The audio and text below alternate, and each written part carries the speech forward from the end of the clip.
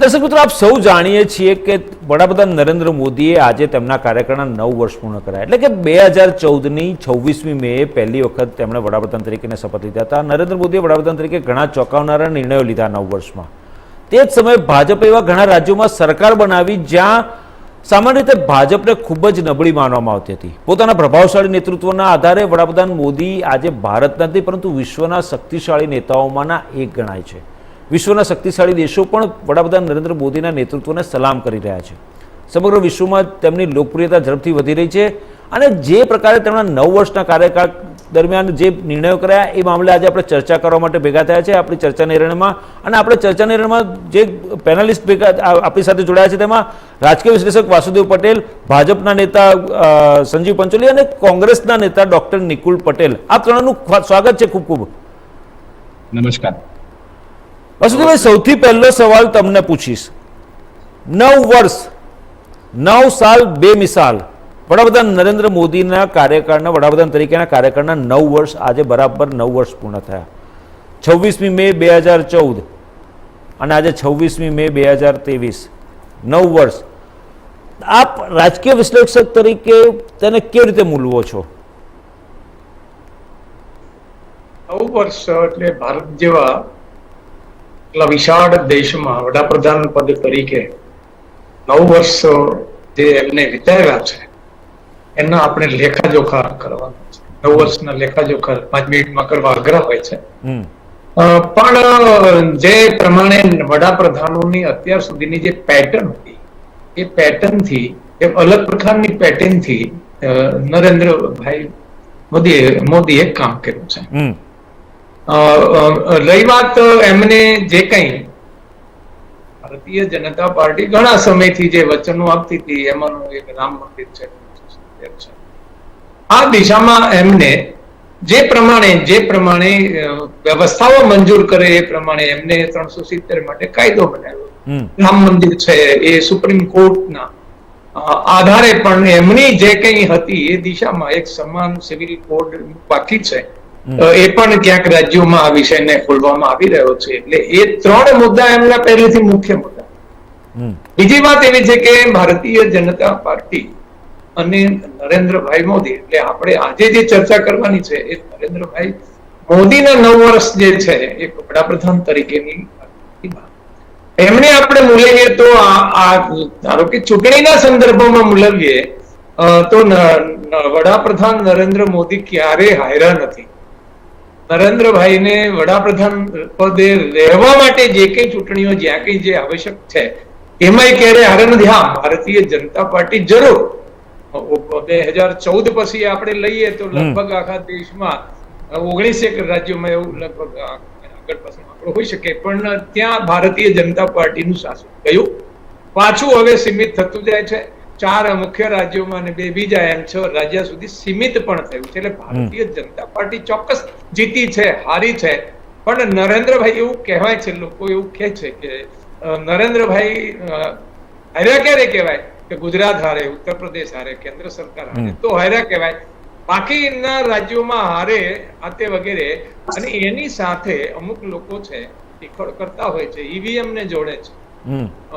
એટલે તમે જુઓ કે અત્યાર સુધી જ્યાં સુધી વપરાય છે એમ કહીને લોકો ટીખળ પણ કરે છે પણ વ્યક્તિગત રીતે એમની જે કઈ કામ કરવાની પદ્ધતિ છે એક પદ્ધતિ એ પણ છે કે આપણે મીડિયા સાથેના રિલેશનમાં લઈએ તો ક્યારેય પ્રેસ કોન્ફરન્સ કરી નથી. 10 વર્ષ થયા, 9 વર્ષ તો પૂરા થઈ ગયા, 10મું ચાલુ થઈ ગયું તો ક્યારેય કરી નથી. આ એક અલગ એમની પેટર્ન છે. બીજું એવું છે કે એમના વિદેશ પ્રવાસમાં તમે જુઓ તો સાધારણ રીતે વિદેશ પ્રવાસમાં એ સરકારી જે કાર્યક્રમો છે એના સિવાયના ત્યાંની સ્થાનિક પબ્લિક સાથેના કોઈ કાર્યક્રમ એકે કર્યો નથી. જેમ કે અમુક યુનિવર્સિટીમાં ભાષણો હોય છે, એવું બધું હોય છે. એ જે દેશોમાં જાય છે ત્યાં એનઆરઆઈ ને ભેગા કરે છે, ભારતીય એનઆરઆઈ ને એમના જે કાર્યક્રમો કરે છે એમાં એ ભાષણ. આ એક નવી પેટર્ન છે. આવી પેટર્ન ભૂતકાળમાં લગભગ ક્યાંય જોવામાં નહોતી આવી. એટલે અમુક એવી નવી જે પેટર્ન જે એમને ડેવલપ કરી છે, એક આ વિદેશની છે, ચૂંટણીની છે. ત્રીજી વાત જે ત્રીજો મુદ્દો એમના માટે એ છે કે ત્રીજો મુદ્દો એટલે આર્થિક મોરચે. આર્થિક મોરચે એમને જે કઈ કામગીરી કરી છે, પહેલું દેવાની વાત કરીએ આપણે તો જે દેવું 14 સુધી જે થયું હતું 60-65 વર્ષમાં એનાથી ડબલ 100 લાખ કરોડનું દેવું એમને આ 9 વર્ષમાં કરી નાખ્યું. હવે આર્થિક રીતે બીજો ઉદ્યોગ કે ભૂખમરાનો જે ઇન્ડેક્સ છે એમાં ઉત્તરોત્તર આપણે પાછા જઈ રહ્યા છીએ. ભ્રષ્ટાચારના ઇન્ડેક્સમાં આપણે પાછળ જઈ રહ્યા છીએ. હેલ્થ ઇન્ડેક્સમાં પણ પાછળ પડી રહ્યા છે. એટલે વૈશ્વિક સ્તર ઉપર આર્થિક મોરચે અથવા તો એ મોરચા ઉપર લગભગ જેને કહેવાય કે નિરાશાજનક પરિણામની દિશામાં છીએ. તો મને એવું લાગે છે કે આ બધા મુદ્દાઓ જે છે એમાં ક્યાંક આગળ પાછળ એ રીતે 9 વર્ષ એમને આજે પૂરા કર્યા છે. મને એવું લાગે છે કે બીજી વાત પછી. ચોક્કસ. નિકુલભાઈ, તમારી પાસે આવું મારે જાણવું છે કે 9 સાલ બેમિસાલ વિપક્ષના નેતા પ્રવક્તા તરીકે આપનું શું કહેવું છે? અને એક સામાન્ય નાગરિક તરીકે બે પ્રકારના સવાલ છે, બે પ્રકારની વાત કરવાની તમારે. એક વિપક્ષના નેતા પ્રવક્તા તરીકે અને બીજી સામાન્ય નાગરિક તરીકે. તમે આને કેવી રીતે મૂલવો છો? 9 સાલ બેમિસાલ જ છે, કારણ કે 2014 પહેલાંનો જે ડેવલપમેન્ટ છે કે 2014 પછીનું જે ડેવલપમેન્ટ છે એની કમ્પેરિઝન વિપક્ષના નેતા પ્રવક્તા તરીકે અને પછી નાગરિક તરીકે, સામાન્ય નાગરિક તરીકે કઈ રીતે કરશો તમે? ચોક્કસ. પહેલા હું વિપક્ષના નેતા તરીકે મારી પ્રતિક્રિયા આપીશ. 2014માં ગુજરાત મોડલ સાથે बहुत हुई महंगाई की बार, अब की बार मोदी सरकार 15 लाख લોકોના ખાતામાં 2 કરોડ રોજગારી જેવા વાયદાઓ અને ત્યાર પછી એ જ વાયદાઓને સંસદમાં જુમલાઓ ગણાવી અને લોકોની ભાવનાઓ સાથે ખેલી અને આ સરકાર રચી એવું સ્પષ્ટ દેખાય છે. ને નો ડાઉટ જે રીતના સરકારની કામગીરી છે, વિપક્ષે હંમેશા સરકારનું ધ્યાન દોરવાનો પ્રયત્ન કર્યો છે, પરંતુ જે લોકોની જરૂરિયાત છે, મૂળભૂત જરૂરિયાતો, એ આપણે જોઈએ તો હજી સુધી પૂર્ણ થઈ નથી. આજ સરકાર એવું વાતો કરતી હતી કે ડોલર ઇન્ડેક્સ આપણે જ્યારે 60-70 રૂપિયા ચાલતો હતો કે અમે 40 રૂપિયા લઈ આવીશું. આજ સરકાર એવું કહેતી હતી કે પેટ્રોલ ડીઝલના ભાવ જે અત્યારે 60-70 રૂપિયા ચાલે છે અમે 40 રૂપિયા લઈ આવીશું. અને એને સપોર્ટમાં જ 2013 થી બાબા રામદેવજી, તમે જોયું હશે કે એમના પ્રવચનોની અંદર કહેવા માંડ્યા હતા કે આ સરકારની અંદર આવું છે અને એમને સપોર્ટમાં આ રીતના એ કાર્ય કરતા હતા. નો ડાઉટ માનનીય નરેન્દ્રભાઈ મોદીનું જે કામ કરવાનું જે નીતિ છે એ આપણે બિરદાવવા લાયક છે. એ પોતે એક વિશિષ્ટ વ્યક્તિ છે, પોતે મહેનતુ છે, સારી રીતે કામગીરી કરે છે, પરંતુ જ્યારે સમગ્ર સરકારની વાત કરવામાં આવે તો જે નિર્ણયો લેવામાં આવે છે એની અંદર વિપક્ષ તરીકે અમે કોઈ દિવસ ખુશ એટલે નથી થયા, કારણ કે સામાન્ય જનતાની જે ગણવાની જે ભાવના હોય છે કશે દેખાતી નથી. ફક્ત ને ફક્ત કેપિટાલિસ્ટ સ્ટ્રક્ચર એટલે કે મૂડીવાદી વિચારધારાથી ચાલતી આ સરકાર અને સમાજવાદી જે વિચારધારા છે, સોશિયલિસ્ટ સ્ટ્રક્ચર, એને બાજુમાં મૂકી અને ધર્મ આધારિત રાજનીતિ આ દેશની અંદર કોઈએ જો મૂળભૂત ચાલુ કરી હોય તો એ ભારતીય જનતા પાર્ટી. અને ખાસ કરીને આપણે જ્યારે ભારતીય જનતા પાર્ટીની વાત કરીએ તો માનનીય નરેન્દ્રભાઈ મોદી ચૂંટણી લડતા હોય સમગ્ર દેશમાં એવો આપણે એક માહોલ જોયો છે.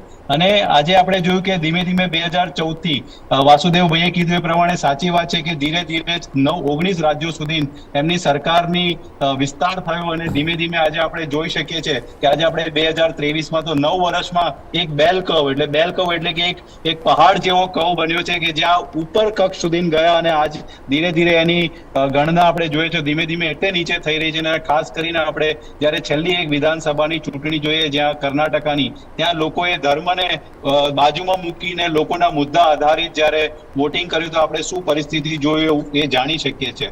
તો એક વિપક્ષ તરીકે હું એટલું જ કહીશ કે જીએસટી હોય, નોટબંધી હોય, આતંકવાદ હોય, ઇન્ટરનેશનલ અફેર્સ હોય કે આપણે જે રીતના બીજા મુદ્દા પર હેપીનેસ ઇન્ડેક્સ, હેલ્થ ઇન્ડેક્સ, ત્યાર પછી રોજગારીના વાત હોય કે ફોરેન ડાયરેક્ટ ઇન્વેસ્ટમેન્ટ હોય, બધી ક્ષેત્રે અમને એવું લાગે છે કે જે રીતના કામગીરી થવી જોઈએ થઈ નથી.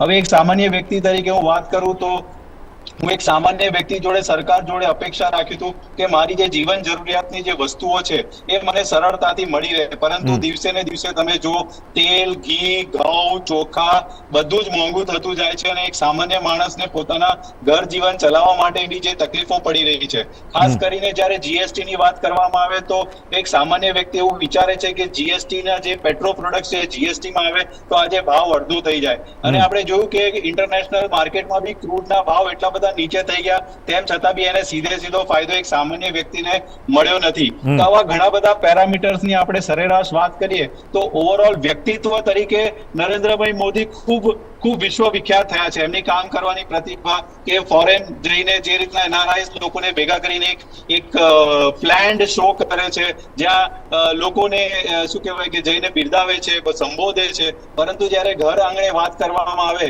તો કોવિડ પહેલા નરેન્દ્રભાઈ મોદી દેશમાં રહેતા હતા એ એક ન્યૂઝ હતા, પરંતુ હાલ આપણે જોયું કે કોવિડ પછી પહેલી વાર એ બધે ફરવા ગયા તો એક ન્યૂઝ બન્યા. પરંતુ એ બધી સમગ્ર ઘટનાને બિરદાવે તો છેલ્લા 9 વર્ષમાં જે એક લોકોને એક શું કહેવાય કે વિશ્વાસ બાંધ્યો હતો કે ભાઈ હું આવીશ તો આમ કરીશ, અને જે ગુજરાત મોડલની વાત કરીને આખા દેશમાં જે મોડલ સ્થાપવાની વાત આવી એમાં સદંતર કરે નિષ્ફળ હોય એવું અમારું પ્રાથમિક તારણ છે. ચોક્કસ. સંજીવભાઈ, તમારી પાસે આવું 9 વર્ષ 9 સાલ બેમિસાલ આપણું ટાઇટલ છે આજની ચર્ચાના એરણેમાં.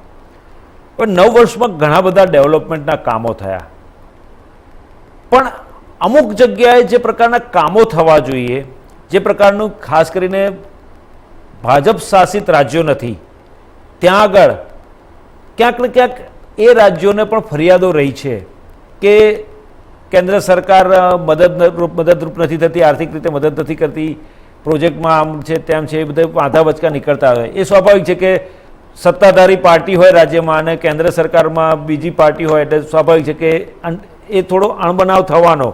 એ યુપીએની સરકાર હતી ત્યારે પણ થતું હતું, એનડીએની સરકાર છે ત્યારે પણ થાય, એ સ્વાભાવિક વસ્તુ છે. પરંતુ કયા તબક્કે ક્યાંક કચાશ રહી હોય એવું લાગે છે તમને આ 9 વર્ષમાં? અભિજીતભાઈ, માનનીય નરેન્દ્રભાઈએ જે રીતે 9 વર્ષમાં કાર્ય કર્યું છે એ અદ્વિતીય છે. કારણ કે આપે જે પ્રશ્ન પૂછ્યો એનો પહેલા જવાબ આપી દઉં, પછી હું આગળની વાત કરીશ. કે આપે જે કહ્યું કે જ્યાં જે રાજ્યોમાં ભારતીય જનતા પાર્ટીની સરકાર નથી ત્યાં અન્યાય થયો છે, આ વાત સદંતર ખોટી છે. કારણ કે કેરાલામાં આજે વંદે ભારત હાઉસ બોટ દોડાવી અને કેરાલાનો જે નેશનલ હાઈવે છે, કે જો આપ કેરાલા ગયા હશો તો આપણને વિદિત હશે કે માત્ર 2 ટ્રેકનો એ નેશનલ હાઈવે છે, જેને આજે ભારતીય જનતા પાર્ટીની સરકાર કેન્દ્રની સહાય થકી 6 ટ્રેક બનાવી રહ્યા છે. કેરાલામાં ક્યારેય ભારતીય જનતા પાર્ટી ને મેજોરિટી નથી મળી કે નથી ત્યાં વધારે સાંસદો મળ્યા, પરંતુ એવો એક પ્રદેશ કે જે રણિયામણો છે અને જે ભારતનું સૌથી મોટું પર્યટન વિભાગ છે, ત્યાં આજે 6 ટ્રેક જ્યારે હાઈવે બની રહ્યો છે ત્યારે કેરાલાના લોકો પણ એવું કહે છે कि हमने भूल किया है आज तक कि हमें हमने मोदी को वोट नहीं दिया, पर जिस तरह से हमने वोट नहीं दिया फिर भी ये रोड बना रहे तो अगले वक्त हम मोदी को वोट जरूर करेंगे. એટલે આજે તમારી આપની જે વાત હતી એ વાતનો પહેલો જવાબ. હવે માનનીય નરેન્દ્રભાઈ, હું આગળ વાત કરું કે બીજા તબક્કામાં આવું? ના, વાત કરી લો તમે. જી, હવે આમ જોવા જઈએ તો માનનીય નરેન્દ્રભાઈ ગુજરાત રાજ્યના મુખ્યમંત્રી તરીકે એક ગુજરાતને રોલ મોડેલ બનાવી અને ગુજરાતમાં જે વિકાસના કાર્યો કર્યા અને એને એ વિકાસના કાર્યોને ભારતના દર્પણ પર મૂકી અને 2014માં જ્યારે પહેલીવાર એક પ્રધાનમંત્રી તરીકે આરૂઢ થયા ત્યારે એમણે અને અમિતભાઈએ સૌથી પહેલી વાર એવું કહ્યું હતું કે ભાઈ मेरी सरकार गरीबों की सरकार है, मेरी सरकार बहनों की सरकार है, मेरी सरकार विकलांगों की सरकार है, मेरी सरकार बेटियों की सरकार है. એટલે એમણે ભારતીય જનતા પાર્ટીનું જે ફિલોસોફી છે કે ભારતીય જનતા પાર્ટીની જે વિચારધારા છે એકાત્મ માનવતાવાદ એ પહેલી વખત રજૂ કરી અને એને મૂર્તિમંત કર્યો. આમ જોવા જઈએ તો માનનીય નરેન્દ્રભાઈની જે છબી છે એને જો હું મારી રીતે જોવા જાઉં તો પંડિત દીનદયાળ ઉપાધ્યાય જેવી માનનીય નરેન્દ્રભાઈમાં સંવેદનશીલતા છે, શ્રી મહાત્મા ગાંધીજી જેવું એક નેતૃત્વ છે અને સરદાર વલ્લભભાઈ પટેલ જેવી ખુમારી છે. આ ત્રણેય નેતાઓનો જો કોઈ નિચોડ કોઈ વ્યક્તિમાં દેખાતો હોય તો અથવા તો કોઈ એકરૂપતા દેખાતી હોય તો એ માનનીય નરેન્દ્રભાઈમાં દેખાય છે. કારણ કે જે રીતની એમની ત્વરિત નિર્ણય શક્તિ છે, એમનું એક મક્કમ મનોબળ છે અને એક તંદુરસ્ત વ્યક્તિત્વ, એક યોગી અને એક ઉપાસક, એક એવું વ્યક્તિત્વ કે જે 24/7/365 ડેઝ હંમેશા આ દેશની ચિંતા કરતું હોય. હવે એમના 360 ડિગ્રી કાર્યો એ માત્ર કોઈ એક ડિરેક્શનમાં સંક્ષિપ્ત નથી. આપણે જોવા જોઈએ તો માનનીય નરેન્દ્રભાઈએ કરેલા કાર્યો એમની જે વાત હતી એકાત્મ માનવતાવાદ ત્યાંથી શરૂઆત કરી, એટલે કે છેવાડાના વ્યક્તિની ચિંતા કરવી. તો છેવાડાના વ્યક્તિની ચિંતા કરવામાં ઉજ્જવલા યોજના, ઉજાલા યોજના, નલ સે જલ, જનધન યોજના, કિસાન સન્માન નિધિ અને છેવટે આ ગરીબોને કોરોના કાળથી રાશન પૂરું પાડવું, આ બધી જે એમની જે નીતિઓ છે, એમની જે યોજનાઓ છે, એમના થકી જે વિચાર મૂર્તિમંત પામેલી યોજનાઓ છે, આ એકાત્મ માનવતાવાદ તરફ એમની લાગણીશીલતા અને એમની સંવેદનશીલતાને એ દર્શાવે છે. પછી સ્વચ્છ ભારત અભિયાન, કે મહાત્મા ગાંધીજી હંમેશા સ્વચ્છતાનો ખૂબ આગ્રહી હતા અને એમની જે નેતૃત્વ શક્તિ હતી બધાને સાથે રાખીને કામ કરવાની, તો સ્વચ્છ ભારત અભિયાનનો એમણે એક મંત્ર આપ્યો અને આજે આ ભારતમાં નાનું બાળક પણ કચરો નાખતા અટકાતું હોય છે. પછી જેમ સરદાર વલ્લભભાઈ પટેલે આ દેશમાં ખુમારીથી રજવાડાઓને એકઠા કર્યા અને એમની જે સૂઝબૂઝ અને તાકાત બતાવી, એવી રીતે માનનીય નરેન્દ્રભાઈએ આ ભારતને એક કરવા માટે એમણે ઇન્ફ્રાસ્ટ્રક્ચરનું ડેવલપમેન્ટ કર્યું. જ્યાં જુઓ ત્યાં સારા રસ્તા, સારો બ્રિજ. હું એવું નથી કહેતો કે અગાઉની સરકારે કાર્ય નથી કર્યા, પરંતુ જ્યાં 5000 કિલોમીટર રસ્તો બનતો હતો, રોજનો 12 કિલોમીટર રસ્તો બનતો હતો, ત્યાં 35 કિલોમીટર અને 12000 કિલોમીટરનો રોડ બને છે. અસંખ્ય ફ્લાયઓવર બને. આ બ્રહ્મપુત્ર નદી પર વર્ષો સુધી બ્રિજ નહોતો, ત્યાં બ્રિજ બન્યો. રેલવેની વાત કરીએ તો વંદે ભારત હોય કે મેટ્રો રેલ્સ હોય કે પછી બુલેટ ટ્રેન હોય, મણિપુરમાં રેલવે પહેલી વખત જો કોઈ ગઈ હોય આઝાદી પછી તો એ માનનીય મોદીજીના શાસનમાં ગયા છે.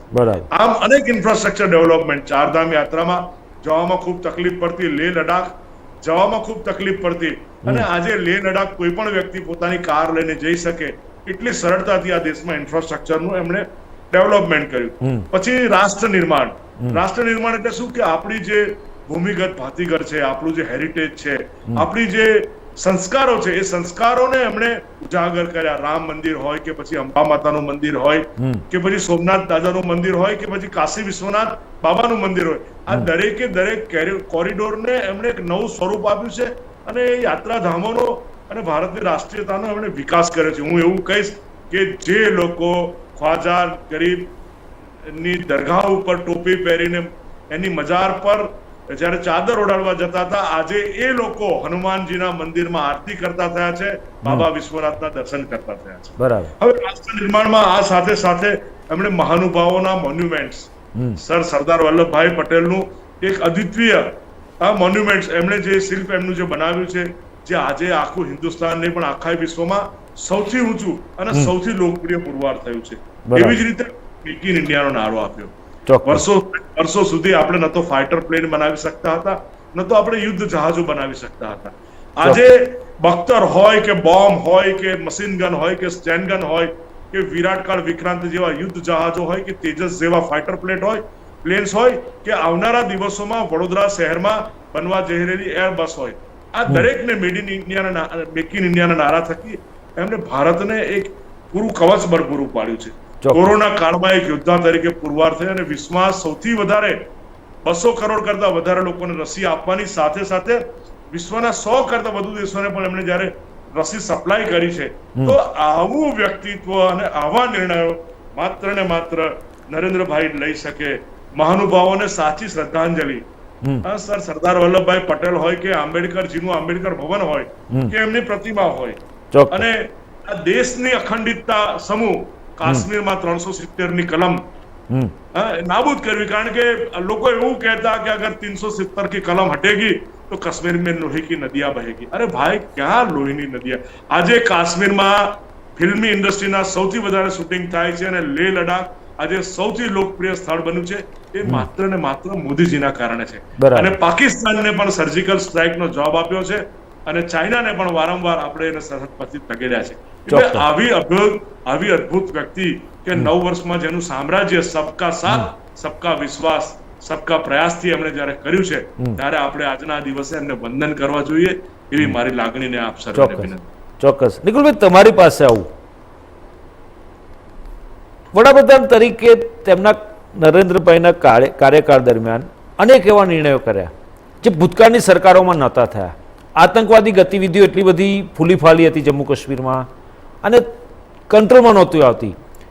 હંમેશા ભૂતકાળની સરકારો દ્વારા માત્ર વાટાઘાટો કરવાની અથવા તો દ્વિપક્ષીય વાટાઘાટો બંધ રાખવાની એવી બધી ચર્ચા થતી હતી, પરંતુ કોઈ નક્કર પગલાં નહોતા ભરાતા. પરંતુ વડાપ્રધાન તરીકે નરેન્દ્રભાઈએ કાર્યકાળ શરૂ થયો અને પછી જે ઉરીમાં ઘટના બની, પુલવામામાં એટેક થયો, જે આતંકવાદી ગતિવિધિઓ હતી, તેને ડામી દેવા માટે જે પ્રકારે સર્જિકલ સ્ટ્રાઇક કરી, જે હમણાં સંજીવભાઈએ પણ ઉલ્લેખ કર્યો, સર્જિકલ સ્ટ્રાઇક કરી અને જડબાતોડ જવાબ આપ્યો. કારણ કે જેસી કરની વેસી ભરની, ટીટ ફોર ટેટ આપણે સમજીએ છીએ કે જેવું કરવું કરો એવું ભરવાનું છે. એટલે સામેવાળાએ જેવું કર્યું એવું સામે આપણે એક્શન લઈને પગલાં ભરીને નક્કર પગલાં લઈને આપણે જવાબ આપ્યો. તો પછી આટલું સારું કાર્ય થયું. આજે આતંકવાદી ગતિવિધિઓ થતી હશે, છૂટી છવાઈ થાય છે ત્યાં જમ્મુ કાશ્મીરમાં, ના નથી પાડતો હું સ્વીકારું છું, પરંતુ જે ગતિવિધિ પહેલાં થતી હતી એના પ્રમાણમાં ઘણી ઓછી થઈ ગઈ છે. કારણ કે સેનાને ફ્રીડમ આપ્યું, ઓપરેશન ઓલ આઉટના અંડરમાં કામ કરવાનું કહ્યું, અને જે પ્રકારે આતંકવાદીઓને પનાહ આપનારને પણ ઝડપી પાડી એમની સામે કાર્યવાહી કરવાની, એ બધી જે છૂટ આપી એ પછી ઘણી ઓછી થઈ ગઈ છે આતંકવાદી ગતિવિધિઓ. તેમ છતાં કેમ વિપક્ષ આને મામલે કાગરોળ બચાવી રહ્યું છે? તમે એક પર્ટિક્યુલર એરિયાની વાત કરી રહ્યા છો, જમ્મુ અને કાશ્મીર, બરાબર છે. તો આતંકવાદની આપણે જ્યાં સુધી વાત કરીએ તો પુલવામા એટેક બી આપણે ન ભૂલી શકવો જોઈએ કે કઈ રીતના સરકારની નિષ્ફળતાના લીધે આપણે 40 જવાનો શહીદ થયા. તમે જે પહેલાની વાત કરો છો તો પહેલાની સરકારમાં બે દેશ, પાકિસ્તાનને કઈ રીતના હાર આપી આપણે સૌ જાણીએ છીએ, બાંગ્લાદેશ કઈ રીતના આઝાદ થયું એ બી આપણે સૌ જાણીએ છીએ. ઓપરેશન બ્લુ સ્ટારની વાત હોય કે શ્રીલંકામાં જે શાંતિ સેના મોકલવાની વાત હોય ને ત્યાર પછી ઇન્દિરા ગાંધીએ કઈ રીતના પોતાનો જીવ ગયો ને રાજીવ ગાંધીનો બી કઈ રીતના જીવ ગયો. એટલે દેશની જ્યારે વાત આવે તો સમગ્ર દેશની અખંડિતતા માટે બી કોંગ્રેસે એટલા જ યોગદાન ને બલિદાન આપ્યા છે. હવે વાત રહી જમ્મુ અને કાશ્મીરની, તો જે રીતના શું કે સત્યપાલ મલિકજીએ પોતાના વક્તવ્ય આપ્યા છે, એ વક્તવ્યના આજ દિવસ સુધી માનનીય પ્રધાનમંત્રી દ્વારા કોઈ પણ જગ્યાએ પ્રતિક્રિયા આપવામાં નથી આવ્યા. તો એની પાછળના કારણો શું છે એ બી દેશ જાણવા માંગે છે. એટલે કે શું કહેવાય કે એક જાતનું સરમુખત્યાર શાહી તરફનું વલણ જે છે એ ખૂબ જ ચિંતાજનક છે દેશ માટે. અને આપણે એ બી જોયું કે સમગ્ર દેશની આપણે જ્યારે વાત કરીએ તો આખા દેશની અંદર શું પરિસ્થિતિ છે એના માટે બી મૂલ્યાંકન કરવું જોઈએ. જે રીતના 370 ને કલમને લઈને ભારતીય જનતા પાર્ટી આટલા ખુશ થઈને ત્યાં કરી રહ્યા છે તો એ સારી વસ્તુ છે કે એમણે કર્યું, પરંતુ જ્યારે બીજા રાજ્યોની વાત આવે ને બીજા રાજ્યોની ખાસ કરીને જનતાની વાત આવે તો જનતાની જે પરિસ્થિતિ છે, આજે શિક્ષણની શું પરિસ્થિતિ છે આપણે સૌ જાણીએ છીએ, હેલ્થની શું પરિસ્થિતિ છે આપણે સૌ જાણીએ છીએ. અને આ બધાની વચ્ચે ઉજ્જવલા યોજનાની આપણે વાત કરી તો આજે ઉજ્જવલા યોજનામાં આપણે જોયું કે ગેસના બોટલ્સ આપી દેવામાં આવ્યા છે, પરંતુ આજે ભરાવાની પરિસ્થિતિ શું છે ગ્રાસરૂટ લેવલ ઉપર જઈને કોઈ તપાસવા તૈયાર નથી. નલ સે જલની યોજનાની વાત કરે છે તો વાસ્મો જેવી કંપનીએ 3400 કરોડનું કૌભાંડ કર્યું. કોંગ્રેસ દ્વારા વિધાનસભામાં સવાલો પૂછીને પ્રસ્થાપિત કરવામાં આવ્યું કે ના નલ સે જલ સી યોજનામાં નલ તો પહોંચી ગયા છે પણ જળ કોઈ દિવસ પહોંચવાના નથી. હું એક ઉદાહરણ એટલે ટાંચવા માંગીશ કે નલ સે જલની યોજના ધરમપુરના એક ભાઈ મળ્યા હતા અને એક કૂવો ખોદ્યો તો ત્યાં ગામના લોકો કહે છે કે અહીંયા પાણી નહીં નીકળે, તેમ છતાં બી કૂવો ખોદવામાં આવ્યો, બાજુની નજીકની નદીમાંથી પાણી ભરવામાં આવ્યું અને સરકારની મિલીજુલી ભગતથી એ જગ્યાએ બધું પાસ કરી દેવામાં આવ્યું. બધા કરોડોના ભ્રષ્ટાચાર આપણે જોઈ રહ્યા છે. તો મૂળભૂત જરૂરિયાતો જનતાની શું છે એની હંમેશા કોંગ્રેસ દ્વારા રજૂઆત કરવામાં આવે છે. હું તો કહું છું ભારતીય જનતા પાર્ટીને નરેન્દ્ર મોદીજી દેશ માટે હંમેશા સારા કામ કર્યા હશે તો કોંગ્રેસે હંમેશા સમર્થન આપ્યું છે, પરંતુ જ્યારે બી સમજી લો કે નમસ્તે ટ્રમ્પનો કાર્યક્રમ તો એનો વિરોધ નતો, પરંતુ રાહુલ ગાંધીજીએ સમયે કીધું કે કોરોના જેવી મહામારી આ વિશ્વની અંદર ઉદ્ભવી રહી છે અને ઇન્ટરનેશનલ ફ્લાઇટ્સ થી ફોરેનર્સ અને બહારથી જે આપણા એનઆરઆઈસ જે ઇન્ડિયામાં આવી રહ્યા છે એના લીધે આજે મહામારી છે દેશમાં આવી શકે છે, તમે એક્શન લો. પરંતુ ભારતીય જનતા પાર્ટી અને ખાસ કરીને પ્રધાનમંત્રી ટ્રમ્પને પ્રોત્સાહિત કરવાને એ કરવા માટે એમણે નમસ્તે ટ્રમ્પનો કાર્યક્રમ યોજો. તો આવી બધી વસ્તુ તમને રોકવા માંગીશ. જમ્મુ કાશ્મીરમાં આતંકવાદી ગતિવિધિઓની તો વાત કરી મેં, આપણે એની પણ તમે જવાબ આપ્યો, પરંતુ જે ભૂતકાળની સરકારોનું, કારણ કે હું આ ઇન્ડસ્ટ્રીઝમાં લગભગ 30-32 વર્ષથી છું, આતંકવાદી ગતિવિધિઓ થાય ત્યારે જે જડબાતોડ જવાબ આ સરકારમાં જે જોવા મળ્યો છે ભૂતકાળની સરકારમાં જોવા નહોતો મળ્યો. પરંતુ એક વસ્તુ ચોક્કસ કહીશ કે જે પ્રકારે ગોવામાં વિદેશ મંત્રીઓને હમણાં તાજેતરમાં બેઠક યોજાઈ હતી, પાકિસ્તાનના વિદેશ મંત્રી બિલાવલ ભુટ્ટો પણ આવ્યા હતા અને ત્યાં આગળ આપણા દેશના વિદેશ મંત્રી જે આપણા ગુજરાતના રાજ્યસભાના સભ્ય પણ છે એસ જયશંકરે જે પત્રકાર પરિષદમાં જે પ્રકારનું નિવેદન કર્યું, બિલાવલ ભુટ્ટો અને પાકિસ્તાનને આતંકવાદના પ્રમોટર્સ કયા અને પ્રવક્તા કયા, આવી ખુલ્લે આમ બોલવાની તાકાત ભૂતકાળની સરકારોમાં નહોતી, જે અત્યારની સરકારોના મંત્રીઓમાં પણ છે, વડાપ્રધાનમાં તો છે જ, પરંતુ મંત્રીઓમાં પણ છે. તમે આ વાતને કબૂલો છો કે નથી કબૂલતા? એમને જે બી પ્રતિક્રિયા આપી એ સારી, પણ હું તમને મારા આગલા વક્તવ્યમાં જ કીધું કે ઇન્દિરા ગાંધીજીએ જ્યારે પાકિસ્તાનના 2 ટુકડા કરી દીધા તો શું એ પ્રધાનમંત્રી નતા એ સમયે? શું એ નિર્ણય અને ઓલ ઇન્ડિયા રેડિયો પરથી જે એમનું પ્રવચન છે આપણે સાંભળ્યું નતું? તો એવા સમયે જ્યારે ઓપરેશન બ્લુ સ્ટારની બી મેં વાત કરી કે જે ખાલિસ્તાનની વાત કરીને શું કહેવાય કે ગોલ્ડન ટેમ્પલની અંદર જે ખાલિસ્તાનીઓ ઘૂસી ગયા હતા અને જે રીતના દેશને ટુકડો થવા માટે બચાવી રહ્યા હતા, તો શું એ વસ્તુ અમારા દ્વારા કરવામાં નથી આવી? એટલે આ જે હું કહું છું, એક મિનિટ, જયશંકર શ્રીએ જે બી પ્રતિક્રિયા આપી ખૂબ સરાહનીય છે, અને જ્યારે જરૂર પડી છે ત્યારે કોંગ્રેસના દરેક લોકો દ્વારા એવી સ્ટ્રોંગ પ્રતિક્રિયા ઇન્ટરનેશનલ યુએન ની અંદર બી જઈને આપવામાં આવી છે, અને જ્યારે બી જરૂર પડી છે બોલવામાં આવે છે. એવું નથી, દરેક વસ્તુની સિચ્યુએશન અલગ છે, અને આ વખતે જો જયશંકર શ્રીએ સારી રીતે આપ્યું તો ખૂબ સરસ છે. પણ હું બીજો મુદ્દો એડ કરવા માંગીશ કે હમણાં જ હાલમાં પ્રધાનમંત્રી ઓસ્ટ્રેલિયા જઈને આવ્યા. ઓસ્ટ્રેલિયા 5 રાજ્યોના વિદ્યાર્થીઓના બેન કરી દીધા વિઝા. હજી સુધી સરકાર તરફથી કોઈ પ્રતિક્રિયા નથી. એના ઉપરાંતની વસ્તુ કે ઓસ્ટ્રેલિયન સંસદની અંદર બીબીસી ની ડોક્યુમેન્ટરી એ લોકોએ પ્રસ્થાપિત શું કે રિલીઝ કરી અને બધાએ જોઈ, ત્યાર પછી બી આજ દિવસ સુધી કોઈ પણ જાતના પ્રતિક્રિયા સરકાર તરફ નથી. આપણા વડાપ્રધાનના અપમાન થયું જો આ રીતના ઓસ્ટ્રેલિયાના પ્રધાનમંત્રી હી ઇઝ માય બોસ ગયા પછી આવું વસ્તુ થાય, અને જો એ લોકો બીબીસી ની જે ડોક્યુમેન્ટરી આપણે બેન કરી છે એ જો રિલીઝ કરતા હોય ત્યાં, અને જો આપણે કોઈ પ્રતિક્રિયા ના આપે, એ જ વાત, તમારા એ મુદ્દાનો જવાબ સંજીવભાઈ આવશે. સંજીવભાઈ, શું કહેવું છે તમારું આ મામલે? નહીં, એટલે કોંગ્રેસને આમાં એવું છે કે જ્યારે માનનીય પ્રધાનમંત્રી શ્રીની વાહવાઈ થતી હોય ત્યારે એમને પેટમાં દુખતું હોય છે, એટલે પછી એ પેટમાં દુખે છે, પેટમાં તૂટે છે માથું. અત્યારે જે રીતે સંસદ ભવનનું નિર્માણ થયું છે કે માત્ર 28 મહિનામાં 1200 કરોડ રૂપિયાના ખર્ચે કે 1991માં નરસિંહા રાવે એનો પાયો નાખ્યો હતો, પણ કોંગ્રેસ એ કામ ન કરી શકી. રફેલ પ્લેન આ દેશમાં લાવવા માટે કોંગ્રેસે ધમપછાડા કર્યા, પ્રયત્નો કર્યા, એ ન લાવી શકી, એટલે એમાં પણ એણે પોતાનો વિરોધ દર્શાવ્યો. એટલે જે કામ પોતે નથી કરી શકી એ માનનીય મોદીજીએ એમની ત્વરિત નિર્ણય શક્તિથી કર્યા છે, જે આ લોકોને હંમેશા તકલીફ પમાડે છે. એટલે જ્યાં સારું હોય એમને ન દેખાય, પણ કોઈક નાનકડી વાત હોય તો એને મોટું સ્વરૂપ આપવું એ હંમેશા કોંગ્રેસની એક દ્રષ્ટિ રહી છે. એટલે માનનીય વડાપ્રધાન શ્રીએ કહ્યું છે કે ભાઈ હું ઓસ્ટ્રેલિયામાં ગયો હતો ને ત્યારે વિપક્ષ પણ ત્યાં હાજર હતું અને સરકારની સાથે હતું.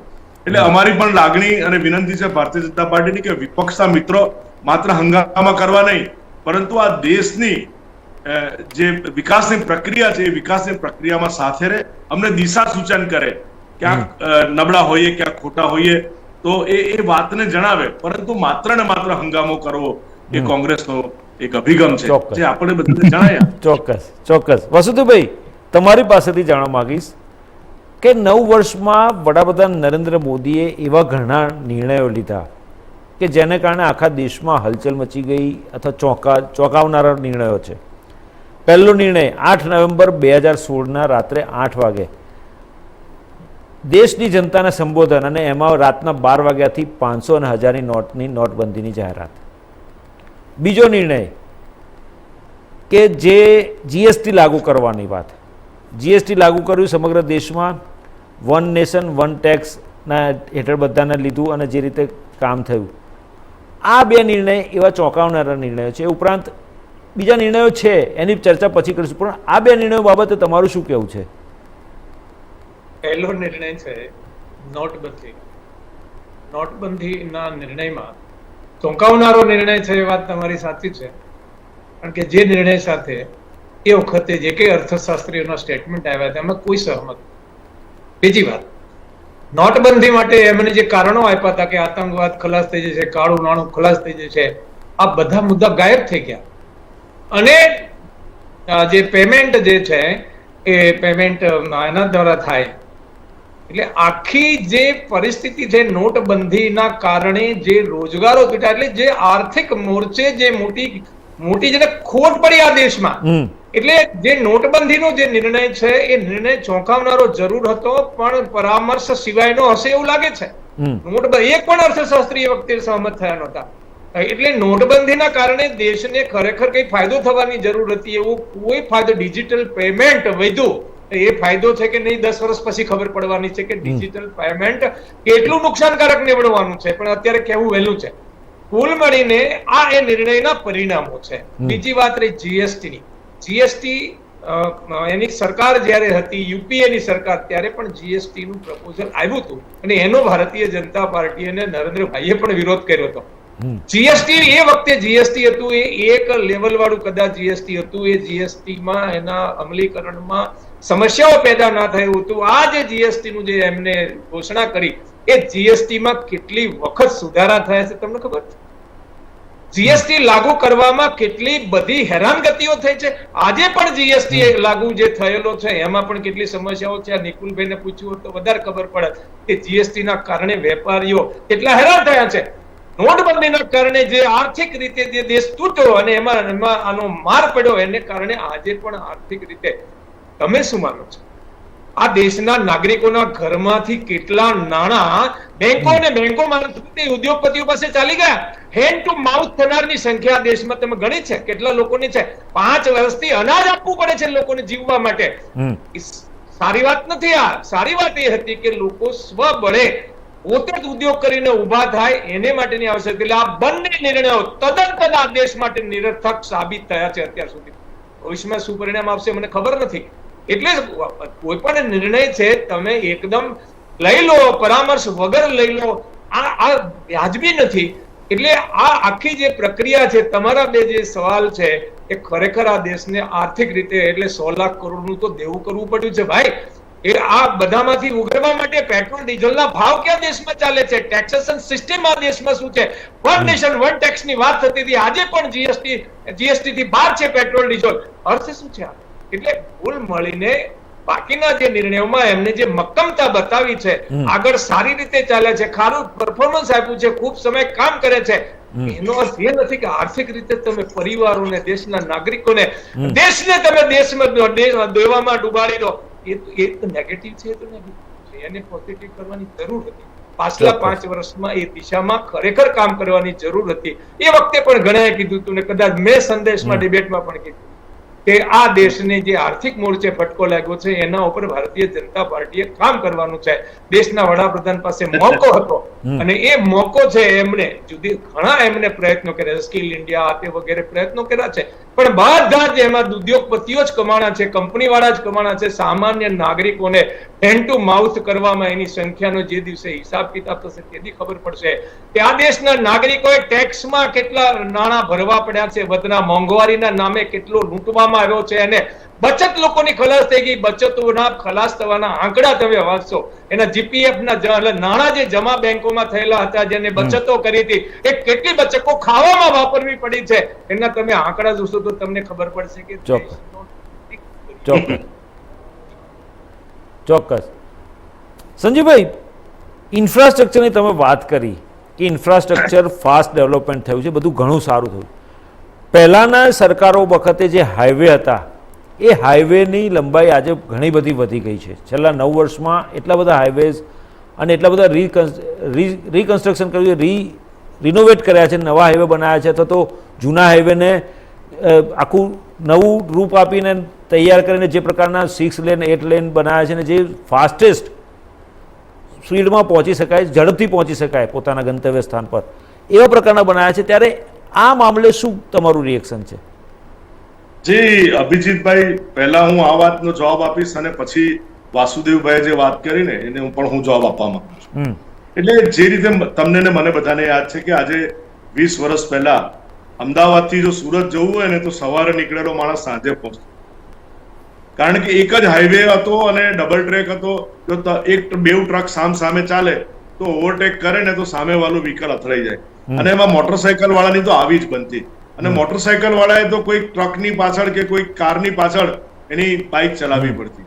આજે એ જૂનો હાઈવે 6 લેન થયો છે અને એને પેરેલલ વડોદરા અમદાવાદનો એક નવો એક્સપ્રેસ હાઈવે બન્યો છે, અને આવનારા દિવસોમાં દિલ્હી મુંબઈનો એક અદ્ભુત નવો એક્સપ્રેસ હાઈવે બનવા જઈ રહ્યો છે. એટલે જે રીતે આ સરકારે કામ કર્યું છે એ કોંગ્રેસની કલ્પનાની બહાર છે. કારણ કે જે 50-60 વર્ષ સુધી જે આપણે અથડાતા ચાલતા હતા આ રોડ ઉપર, મને પણ ખબર છે, તમને પણ ખબર છે, એ આજે ઇન્ફ્રાસ્ટ્રક્ચર ડેવલપમેન્ટ આમની કલ્પનામાં નથી. એટલે એ અદ્ભુત કામ જે કર્યા છે એ માત્ર ને માત્ર ગુજરાતમાં થયા છે એવું નહીં. તમે આખા આજે ભારતમાં ફરો તો આખા ભારતમાં દરેક જગ્યાએ આ ડેવલપમેન્ટ થયું છે. ટ્રેનની વાત કરીએ તો નવા ટ્રેક નાખવામાં આવે છે, વંદે ભારત જેવી નવી અદ્ભુત ટ્રેનો બનાવવામાં આવી છે, તેજસ એક્સપ્રેસ જેવી ટ્રેન્સ બનાવવામાં આવી છે, અને આવનારા દિવસોમાં મુંબઈ દિલ્હી વાળી બુલેટ ટ્રેન પણ શરૂ થશે. હવે વાસુદેવભાઈ જેવા રાજકીય વિશ્લેષક જયારે જીએસટી અને નોટબંધી વિશે વાત કરે તો ખૂબ આશ્ચર્ય પામે છે, કારણ કે આ નોટબંધીને જીએસટી કારણે આ દેશનું ટેક્સ સ્ટ્રક્ચર રિફોર્મ થયું છે. કારણ કે નોટબંધી અત્યારે પણ નોટબંધી છે, સમજો આ 2000 રૂપિયાની નોટ બંધ કરી છે તો દરેક વ્યક્તિ પોતાના ઘરમાં ભરેલી નોટ ભરી શકે છે. ભૂતકાળમાં પણ જયારે નોટબંધી થઈ તો ત્યારે નિર્ણય એવો હતો કે ભાઈ આધાર કાર્ડ આપવું, પેલું આપવું, અને જેના માટે લોકોએ આમ શું કહેવાય કે હોંસાતુસી કરી નાખેલી અને જેના કારણે લાઈનો પડી હતી. પરંતુ છેવટે કોઈના ઘરમાં પણ સાચી 1000 રૂપિયાની અને 500 રૂપિયાની નોટ રહી ગઈ નથી. એટલે જે ડુપ્લિકેટ નોટ્સ હતી આજે પણ 2000 ની નોટનો બંધ કરવાનો નિર્ણય એટલા માટે છે કે જે બજારમાં 2 નંબરનું કાળું નાણું કે જે ડુપ્લિકેટ નોટના રૂપમાં ફરે છે, કે જે અન્ય એજન્સીઓ થકી આ દેશમાં ફરી રહી છે, એને બંધ કરવાનો એક પ્રયત્ન છે. અને ભૂતકાળમાં એ થયો છે જેના કારણે આતંકવાદને સીધી અસર થઈ છે. આ એક નોટબંધીનું કારણ હતું. અને બીજું જયારે જીએસટી જોવામાં જઈએ તો પહેલા એક ટેક્સ પર અનેક ટેક્સ હતા, there was a tax on tax, અને એમાં એટલી બધી મિલીભગત હતી કે છેવટ સુધી સરકાર સુધી ટેક્સ નહોતો પહોંચતો અને વચેટિયાનો માર્ગ કરી લેતા. આજે જીએસટી આવવાના કારણે આખા દેશમાં કોઈ પણ વ્યક્તિ જીએસટી અને આઈજીએસટી દ્વારા જ્યારે ટેક્સ ભરતું હોય ત્યારે છેવાડાના વ્યક્તિ સુધી એ ટેક્સની વસૂલાત થતી હોય છે, અને એ વસૂલાતના કારણે દર મહિને 1.5 લાખ કરોડ રૂપિયા જેવી માતબાર રકમ આ સરકારની તિજોરીમાં આવે છે, અને જેના કારણે આ ઇન્ફ્રાસ્ટ્રક્ચર ડેવલપમેન્ટ થાય છે. એટલે આખા દેશનો વિકાસ, આખા દેશનું ટેક્સ સ્ટ્રક્ચર, આખા દેશનું જે રિફોર્મ સ્ટ્રક્ચર થયું છે એ માનનીય નરેન્દ્રભાઈ અને અરુણ જેટલીજીના આધારિત છે. ચોક્કસ. હસુભાઈ, પાછું તમારી પાસે આવું. આજે ભારત 5મી મોટી આર્થિક સત્તા બની ગઈ છે, અને જે વસ્તુ છે એ દેખાય છે, સ્પષ્ટ છે, દીવા જેવી સાફ છે અને ચોખ્ખી છે વસ્તુ, કે 5મી આર્થિક સત્તા બની ગઈ છે, અને મોટી આર્થિક સત્તા, અને પ્લસ સમગ્ર દેશનું નામ, દેશનું સન્માન, દેશનું ગૌરવ વિશ્વના અનેક દેશોમાં ભારતને આજે સન્માનથી જોવામાં આવે છે, સેલ્યુટ કરવામાં આવે છે, કારણ કે આપણી પાસે એવી તાકાત છે, આપણા યુવાધનમાં તાકાત છે. એ વાત તમે પણ કબૂલ કરશો કે યુવાધનમાં તાકાત છે, આપણા પાસે એવા કૌશલ્યયુક્ત કર્મચારીઓ છે, અથવા તો આપણી પાસે એવી ટેકનોલોજીવાળા ભણેલા ગણેલા સારા એવા યુવાનો છે, સારા એવા તજજ્ઞો છે આપણી પાસે, જેને કારણે આજે આપણું દેશમાં, વિશ્વમાં આપણું નામ છે. બીજું કે ફાર્માસ્યુટિકલ ઇન્ડસ્ટ્રીઝ પણ ભારતની મોટી છે. લગભગ 20% જેટલું જેનરિક દવાઓનું નિકાસ ભારતમાંથી થતી હોય છે. ત્યારે આ બધી વસ્તુઓ છે, ત્યારે ભારતનો વિકાસ થયો છે 9 વર્ષમાં. એ કેમ એની સામે કેમ નથી કોઈ અવાજ, એને સ્વીકારતું કેમ નથી કોઈ? હું તમને કહું કે ભારત ઇમ્પોર્ટ જે કરે છે અને જે એક્સપોર્ટ કરે છે એનો ગાળો કેટલો છે? ભારતનું એક્સપોર્ટ જે છે એ કેટલું ઓછું છે? આ પહેલો તમારે આર્થિક મોરચે જ્યારે દેશને મૂલવવાનો હોય ને, પહેલા ઇમ્પોર્ટ એક્સપોર્ટ થી જ મૂલવાય, કે તમે કેટલું એક્સપોર્ટ કરી શકો તો દેશમાં નાણું આવવાનું છે. ઇમ્પોર્ટ જેટલું કરો છો એટલું દેશ દેવામાં ડૂબવાનું છે. રહી વાત 5 ટ્રિલિયન વાળી, 5મા નંબરની જે આર્થિક તાકાત છે, હું માનું છું આ પહેલા ભારત ક્યાંક હતું, એટલામાં જ નિકુલભાઈને ખબર હશે, એક્ઝેક્ટ તો મને યાદ નથી. પણ અને બીજું છે કે તમે જે પ્રમાણે આજે આર્થિક મોરચાની જે વાત થાય છે ને, આર્થિક મોરચા ઉપર ડેવલપમેન્ટ જે છે જોવાનો જે બીજો ઓલો છે આધાર, એ આધાર જોઈએ તો આપણે ધારો કે 5મા નંબરનું આર્થિક ઓલું થયું એટલે આપણા દેશની વસ્તી, અને જે દેશ પહેલા નંબર, બીજા નંબર, ત્રીજા નંબરે છે એનું જીડીપી એટલે આર્થિક મોરચે એનું જે એની આબાદી છે એ બેને તમે સરખાવો વસ્તીની ગણતરીમાં તો તમને ખબર પડે કે ભારત ક્યાં ઊભું છે. 140 કરોડનો દેશ છે, અને એમાં ચીન અને ઓલોનું 22 ટ્રિલિયન છે, અમેરિકાનું, ચાઇનાનું કે 16-18 ટ્રિલિયન છે, એમાં આપણે 5 ટ્રિલિયનમાં કઈ અને આટલો મોટો દેશ, આટલી મોટી દેશની કેપેસિટી, આટલું મોટું યુવાધન, આટલા બધા સંસાધનો, એટલે આ બધાને તમે જુઓ ને તો એ દ્રષ્ટિએ જ્યારે તમે ઇકોનોમીમાં આ રીતે દર્શાવવા જાઓ તો ત્યારે તમારે વસ્તીના ધોરણો સાથે ધ્યાન રાખવું પડે તો ખબર પડે.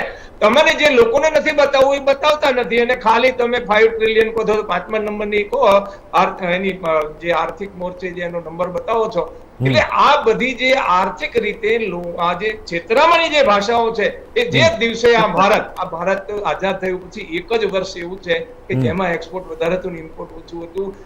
દિન પ્રતિદિન એટલા મોટા આંકડા વધતા જાય છે. દેશ દેવાના ગર્તમાં 100 લાખ કરોડ તો સાહેબ દેવું વધારે 150 લાખ કરોડ દેવું છે દેશનું. આર્થિક મોરચે દરેક મોરચા ઉપર સરકારો દેશની હંમેશા ફેલ રહી છે ને એમાં ઇન્ક્રીઝ રેશિયાથી આ વધાર્યું છે, ક્યાંય ઘટ્યું નથી. બેરોજગારીનો દર જુઓ તમે, લોકો પાસે રોજગાર નથી. લોકો પાસે જે આપણે કહીએ છીએ ને સ્કિલ ડેવલપમેન્ટમાં એમને જે પ્રયત્નો કર્યા છે એ પ્રમાણે દેશમાં આવશ્યકતા ક્યાં છે એ પ્રમાણે તમારે જે સરળ માળખા બનાવવા જોઈએ. સામેથી તમે 5 વસ્તુ, આ દેશમાં આર્થિક મોરચે બેઠા થવું હોય તો 5 વસ્તુની જે જરૂર છે સામાન્ય માણસને ધંધો કરવા માટે, એ ટેકનિકલ નોહાવ, નાણાં, સંપદા, પ્લાન્ટ એન્ડ મશીનરી, ઇન્ફ્રાસ્ટ્રક્ચર, આ 5 વસ્તુ ટેક્સના નાણામાંથી આપે અને એની ઉપર જો કંટ્રોલ સિસ્ટમથી એનું નક્કી થાય પ્રાઇસ, તો 100 રૂપિયાની વસ્તુ 10 રૂપિયાથી 40 રૂપિયામાં આપી શકાય છે તો બધા સુધી જાય ને દેશમાં 5 ગણો દેશમાં જીડીપી કરતા પીપીપી લગભગ 5 ગણું છે, એટલું તો બહારથી આયાત થઈ રહી છે. એટલે આ બધું આર્થિક મોરચે ખરેખર આ દેશને આર્થિક મોરચે ઉપર ઉઠાવવા માટે જે કંઈ કરવું પડતું હતું એ આ દેશના નેતાઓએ અત્યાર સુધી નથી કર્યું. અને જે અપેક્ષાઓ હતી, જે અપેક્ષાઓ ભારતીય જનતા પાર્ટી પાસે હતી, એ અપેક્ષાઓ પૂરી કરવામાં એ પણ આર્થિક મોરચા, રોજગારી, ભૂખમરી, મોંઘવારી, એમાં એ પણ ફેલ છે, આ નક્કી છે. બરાબર, ચોક્કસ. નિકુલભાઈ, છેલ્લો સવાલ, સમયનો અભાવ છે આપણી પાસે, છેલ્લો સવાલ તમને કરીશ. વર્તમાન સરકાર 9 વર્ષ વડાપ્રધાન નરેન્દ્ર મોદીના કાર્યકાળના પૂર્ણ થયા આજે, આ સરકારમાં એક મહત્વનો એક નિર્ણય લેવામાં આવ્યો હતો. આપણો દેશ સર્વધર્મ સંભાવમાં માનનારો દેશ છે. બધા ધર્મને સમાન ન્યાય મળે, સરખો હક મળે, સરખો અધિકાર મળે, એ પ્રકારનો દેશ છે. મુસ્લિમ મહિલાઓ માટે ટ્રિપલ તલાક એક જાન લેવા એ લોકો માટે આ એક એ લોકોનું શરીર જે હતું કાનૂન એમના મુસલમાનોનું, એને ફેરબદલ કરીને કાયદાના દાયરામાં લાવ્યા. ટ્રિપલ તલાક આજે ઘણી મોટાભાગના મુસ્લિમ મહિલાઓ આજે ખુશ છે. એનું કારણ એક જ છે કે ટ્રિપલ તલાક જે છે કે કોઈ પણ મુસ્લિમ પુરુષ હોય, પતિ હોય, એ એની પત્નીને તલાક 3 વખત તલાક બોલે એટલે તલાક આપી દીધા, પૂરું. એ બધું બંધ થાય એના માટે કરીને કાયદાના દાયરામાં લીધું અને એને કાયદા પ્રમાણે વર્તવાનું અને એ પ્રમાણે જે વસ્તુ છે એ સારી વસ્તુ કરી છે. તે બાબતે શું કહેવું તમારું? કોઈ બી સામાજિક રિફોર્મમાં સરકારની જ્યારે કાયદાના રૂપમાં આવે તો એ આવકારદાય છે. જે રીતના હિન્દુ લો એક્ટ આપણા હિન્દુની અંદર બી કોંગ્રેસ દ્વારા તમે જોયું હશે કે એક કાયદાની ઘડતર કરવામાં આવીને જે રીતના મહિલાઓનું શોષણ હિન્દુ વર્ગમાં બી થતું હતું એના પર જો કોઈએ અંકુશ રાખ્યો હોય તો એ માત્ર ને માત્ર ભારતીય રાષ્ટ્રીય કોંગ્રેસ દ્વારા કાયદાના સ્વરૂપમાં લાવીને કરવામાં લાવ્યો હતો. તો જો કોંગ્રેસે આ કાયદો લાવ્યો તો આજે ભારતીય જનતા પાર્ટી આ સમગ્ર સમુદાય માટે કોઈ કાયદો લાવે છે તો આવકારદાય છે. અને હંમેશા જો જનહિતમાં, મહિલા હિતમાં હોય તો એ સારી જ વસ્તુ છે. એક વસ્તુ બીજી એડ કરવા માંગીશ કે આજે આપણે સૌ ટેકનોલોજીના માધ્યમથી આપણે ઓનલાઈન ડિબેટ કરી રહ્યા છે. તો ટેકનોલોજી ગ્રો થવાથી ડેફિનેટલી જે સરળતા વધવાની છે તો કોઈ બી ક્ષેત્રની અંદર એ જ વસ્તુ પ્રસ્થાપિત થવાની છે. આજે ભારતીય જનતા પાર્ટી એવો ક્લેમ કરે છે કે અમે આટલા ફાસ્ટ રોડ બનાવી શકીએ છીએ. ભારતીય જનતા પાર્ટી એવું ક્લેમ કરે છે કે અમે આટલી 140 ઉપર ટ્રેન દોડાવી શકીએ છીએ. ભારતીય જનતા પાર્ટી એવું ક્લેમ કરે છે કે અમે આટલા બધા એરપોર્ટ્સ બનાવ્યા છે. પરંતુ જ્યારે પ્રાથમિકતા એટલે કે મૂળભૂત જ્યારે ઢાંચાની અંદર જઈએ તો મેક ઇન ઇન્ડિયાનો કન્સેપ્ટ તો સૌ પ્રથમ જવાહરલાલ નહેરુએ આઈટીઆઈની સ્થાપના 1957માં કરી હતી ને, ત્યારથી જ થઈ ગઈ છે. ત્યારથી જ આપણે જે દેશ સોય નતો બનાવતો ને એ આજે કેટલું બધું વસ્તુ બનાવે છે. બીજી વસ્તુ હું ધ્યાન દોરવા માંગીશ કે DRDO ડિફેન્સ રિસર્ચ ડેવલપમેન્ટ ઓર્ગેનાઇઝેશનની સ્થાપના ભારતીય રાષ્ટ્રીય કોંગ્રેસે કરી હતી. એના આધારે આપણે જોયું કે ઘણી બધી આર્મ સેક્ટર્સની અંદર આપણે બનાવ્યું છે અને તોપો અને મિસાઇલોનું બી આજે પૃથ્વી નાગ જે બધી મિસાઇલો છે અબ્દુલ કલામના નેતૃત્વમાં ડેવલપ થઈ છે, તો કેમ કોંગ્રેસને શ્રેય નથી મળતો? ત્યાર પછી હું કહેવા માંગીશ, ઈસરો જેવી સંસ્થા અને સ્પેસ એપ્લિકેશન સેન્ટર જેવી સંસ્થાઓ આજે આપણે ઇન્ટરનેશનલી સેટેલાઇટ્સ લોન્ચ કરી શકીએ છીએ, તો એનો જે પાયો છે કોંગ્રેસે નાખ્યો છે, તો એની વાત આપણે કેમ બિરદાવતા નથી? મને તો ઘણીવાર પ્રશ્નાર્થ ચિહ્ન થાય છે કે આ દેશની અંદર 2014 પછી જ બધો વિકાસ થયો છે. ત્યાર પછી હું વાત કરવા માંગીશ કે જે ટ્રેનની વાત કરીએ છીએ આપણે, તો ટ્રેનોના જે પ્રાથમિક મૂળભૂત જે ઇન્ફ્રાસ્ટ્રક્ચર માટે જે ફેક્ટરીઓની સ્થાપના છે કોણે કરી હતી? એટલે હું એટલું કહેવા માંગીશ કે જ્યારે બી વાત થાય તો 2014 પછી એક અલગ શું કહેવાય છે ટેકનોલોજી ગ્રો થઈ છે, ટેકનોલોજીના માધ્યમથી ગ્રો થયા છે. આજે આપણે બુલેટ ટ્રેન થી બી આગળ તમે જોયું હશે તો એક ટનલ ટ્રેનની વાત કરીએ છીએ, તો ટનલ ટ્રેન દુબઈની અંદર આવી રહી છે અને એ લોકો ત્યાં ટ્રાન્સપોર્ટેશન હજી બી ફાસ્ટ થશે. તો શું એ વિકાસ ટેકનોલોજીના લીધે થઈ રહ્યો છે? કોઈ સરકારે નિર્ણય લીધો અને ઇમ્પ્લિમેન્ટ કર્યો? હું ડેડિકેટેડ ટ્રેન કોરિડોરની વાત કરીશ કે જે આજે મુંબઈ અને દિલ્હીની વચ્ચે ગુડ્સ ટ્રેન માટે છે, તો એ જાપાનમાં મનમોહનજી ગયા હતા ત્યારે એ લાયા હતા, આજે આપણે એને ફિઝિકલ રૂપમાં જોઈ શકીએ છીએ. BRTS નો જે Jawahar urban rural national mission, હું અમદાવાદમાં વસતા તમામ લોકોને કહેવા માંગીશ કે શરૂઆતની જે બસોની અંદર તમે જોયું હશે JURNM એવું લખેલું હતું, તે મનમોહનસિંહની પોલિસી હતી જેના તહત આ BRTS ના રૂટો બન્યા છે, પરંતુ કોઈ દિવસ કોંગ્રેસને શ્રેય આપવામાં નથી આવ્યો. તો હું ખૂબ વિનંતી કરીશ તમને બી અને તમામ લોકોને અને ભારતીય જનતા પાર્ટીને બી ખાસ કે જો કોંગ્રેસે પાયો નાખ્યો તો તમે ઇમારત બનાવી રહ્યા છો, બનાવો, પરંતુ જે જનતાની મૂળભૂત રિક્વાયરમેન્ટ છે એને બી જુઓ. ફક્ત ને ફક્ત મૂડીવાદ વિચાર સાથે જે કાર્ય કરી રહ્યા છે એની સામે વાંધો છે, પોલિસી સામે વાંધો છે. વિપક્ષ તરીકે અમારી જવાબદારી છે કે જ્યારે બી સરકાર ભૂલ કરે અમારું ધ્યાન દોરવાનું, પરંતુ આ સરકાર એટલી મદમાં છે કે માનનીય કોઈ બી હોય એ સાંભળવા તૈયાર નથી. એટલા માટે આપણે દુખી છે. બાકી તો લોકો છે, લોકતંત્ર છે, લોકતંત્રની અંદર બધાને બોલવાનો અધિકાર છે અને પોતાની રીતે સરકાર બનાવીને નિર્ણય લેવાનો બી અધિકાર છે, પરંતુ શ્રેય આપવાની વાત આવે તો હું એટલી વિનંતી કરીશ કે કોંગ્રેસે બી આ દેશ માટે ઘણા કામ કર્યા છે. ચોક્કસ ચોક્કસ. સંજીવભાઈ, વાસુદેવભાઈ, નિકુલભાઈ, આપ ત્રણનો ખૂબ ખૂબ આભાર અમારી સાથે જોડાયા અને 9 સાલ 2 મિસાલ ઉપર ચર્ચા કરી.